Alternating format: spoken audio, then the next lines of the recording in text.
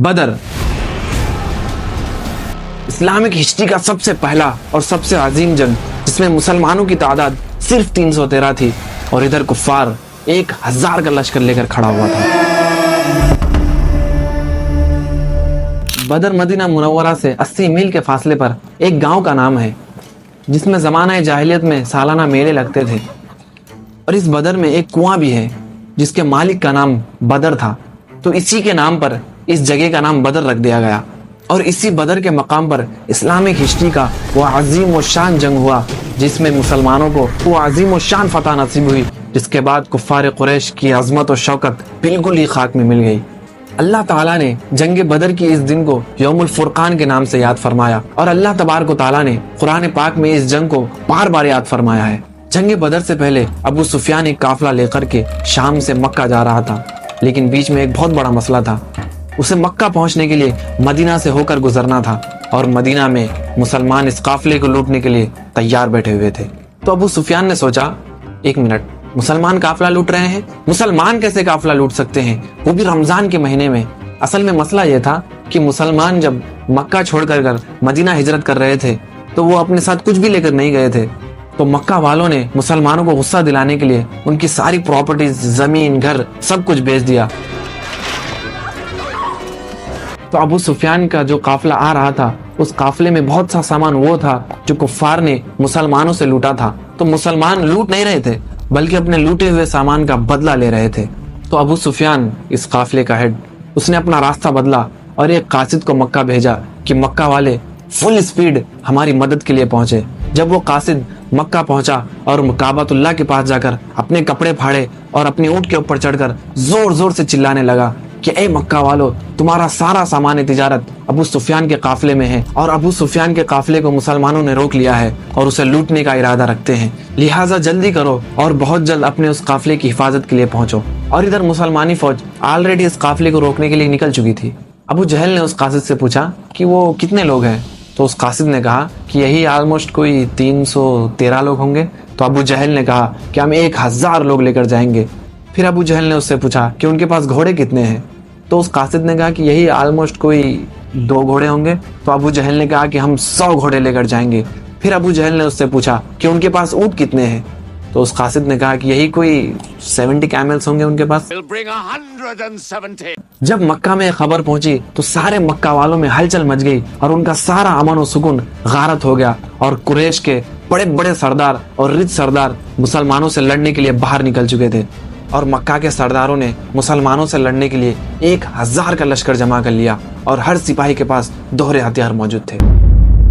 ابو سفیان کا قافلہ main root کو چھوڑ کر کسی اور راستے سے نکلا اور مسلمانوں سے بچ گیا، تو اب لڑنے کی کوئی ضرورت نہیں تھی کیونکہ قافلہ تو اب سیف تھا۔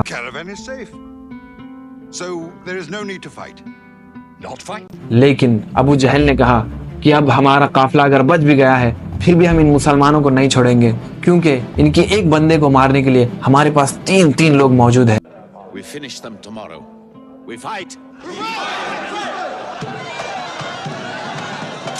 حضور صلی اللہ تعالی علیہ وسلم نے اپنی فوج کو بدر کے پہلے کنویں کے پاس پڑاؤ ڈالنے کا حکم فرمایا، تو ایک صحابی نے عرض کیا، یا رسول اللہ صلی اللہ تعالی علیہ وسلم، کیا آپ نے اس جگہ کو اللہ کے کہنے پہ چوز کیا ہے یا مشورے سے؟ تو آپ صلی اللہ تعالی علیہ وسلم نے کہا، ہم نے تو یہ مشورے سے چوز کیا ہے۔ تو اس صحابی نے کہا کہ اگر ہم آگے جا کر پڑاؤ ڈالیں تو وہاں پر بہت پانی ہے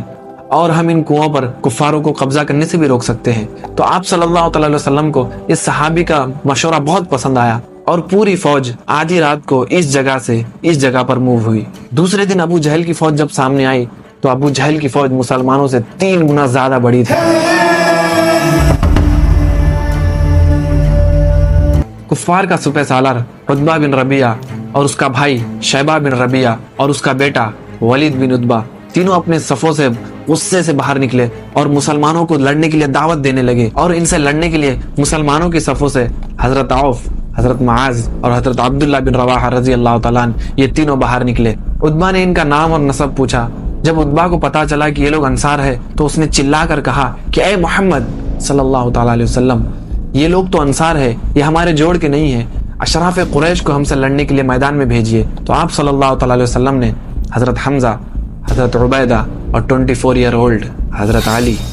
رضی اللہ تعالیٰ عنہ یہ تینوں صحابہ باہر نکلے ان تینوں سے لڑنے کے لیے۔ چنانچہ یہ تینوں بہادران اسلام میدان میں نکلے اور جنگ شروع ہوئی۔ حضرت حمزہ، حضرت عبیدہ اور حضرت علی، ان تینوں نے اپنی ایمانی شجاعت کا ایسا مظاہرہ کیا کہ پوری بدر کی زمین دہل گئی اور پورے کفاروں کا دل تھرا گیا۔ اس جنگ کا انجام یہ ہوا کہ حضرت حمزہ رضی اللہ تعالیٰ عنہ عتبہ سے لڑے اور دونوں بہت ہی شاندار لڑنے لگے، لیکن حضرت حمزہ رضی اللہ تعالیٰ عنہ نے عتبہ کو مار مار کر زمین پر ڈھیر کر دیا، اور ادھر حضرت علی رضی اللہ تعالیٰ عنہ سے ولید لڑنے کے لیے باہر نکلا، لیکن حضرت علی رضی اللہ تعالیٰ عنہ نے اپنی ذوالفقار سے ولید کو ڈھیر کر دیا، اور ادھر عبیدہ رضی اللہ تعالیٰ عنہ کو عتبہ کے بھائی شیبہ نے بری طرح زخمی کر دیا، تو حضرت علی رضی اللہ تعالیٰ عنہ ولید کو قتل کر کر ادھر جھپٹے اور شیبہ کو بھی قتل کر دیا۔ مسلمانوں کو پتا تھا کہ دشمن ان کے مقابلے میں 3 گنا زیادہ بڑی ہے، تو انہوں نے ڈیفنس اسٹریٹجی اختیار کی کہ یار ہم تو اپنی جگہ سے نہیں نکلیں گے، تم ہی آ کر حملہ کرو۔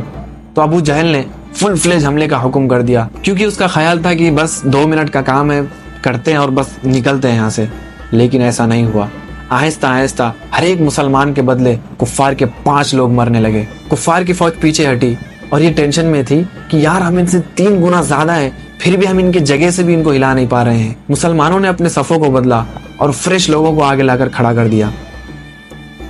ابو جہل نے دوبارہ فل فلیج حملے کا حکم کر دیا، لیکن پھر وہی ہوا اور کافر فوج پیچھے ہٹنے لگی، لیکن اس بار مسلمانوں نے حملہ کر دیا۔ عتبہ، شیبہ اور ابو جہل، ان تینوں بڑے بڑے سرداروں کے قتل سے کفار قریش کی کمر ٹوٹ گئی اور ان کے پاؤں اکھڑ گئے اور وہ ہتھیار ڈال کر بھاگنے لگے، اور مسلمانوں نے ان لوگوں کو گرفتار کرنا شروع کر دیا۔ اس جنگ میں کفار قریش کے 70 لوگ قتل ہوئے اور 70 گرفتار، جس میں کفار قریش کے بڑے بڑے سردار عتبہ، شیبہ، ولید، امیہ بن خلف اور ابو جہل، ایک ایک کر کر مسلمانوں نے ان کو موت کے گھاٹ اتار دیا۔ مکہ میں سارے جیت کی خبر کا انتظار کر رہے تھے، کیونکہ پچھلے 60 سالوں میں مکہ کے قریش کو کوئی بھی بڑی شکست نہیں ہوئی تھی، اور آلموسٹ 65 سال پہلے مکہ کے قریش نے ابرہہ کی 60,000 کی فوج کو بھی شکست دیا، اور اسی کی وجہ سے پورا عرب قریش کو اپنا لیڈر مانتا تھا۔ لیکن اب مکہ کے قریش صرف 313 مسلمانوں سے پوری طرح ہار گئی۔ جیت کی خبر لے کر جب مسلمان مدینہ پہنچے تو وہاں پر ہر طرف خوشیاں اور سیلیبریشنز چل رہی تھی،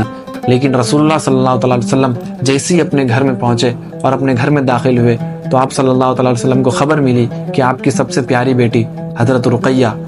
رضی اللہ تعالیٰ عنہ، جس سے وہ بہت پیار کرتے تھے، کچھ ہی دن پہلے اس دنیا سے پردہ فرما چکی ہے۔ اس بات سے آپ صلی اللہ علیہ وسلم کو بہت دکھ ہوا، لیکن مسلمانوں کی خوشی اور سیلیبریشن کو جاری رکھنے کے لیے آپ صلی اللہ علیہ وسلم نے اپنے غم کا اظہار کسی سے بھی نہیں فرمایا، اور یہ سیلیبریشن زیادہ دن تک ٹک بھی نہیں سکتی تھی، کیونکہ اس بار ابو سفیان نے پورے عرب سے 3000 کی فوج جمع کر مسلمانوں سے بدلہ لینے کے لیے تیاری شروع کر دی تھی۔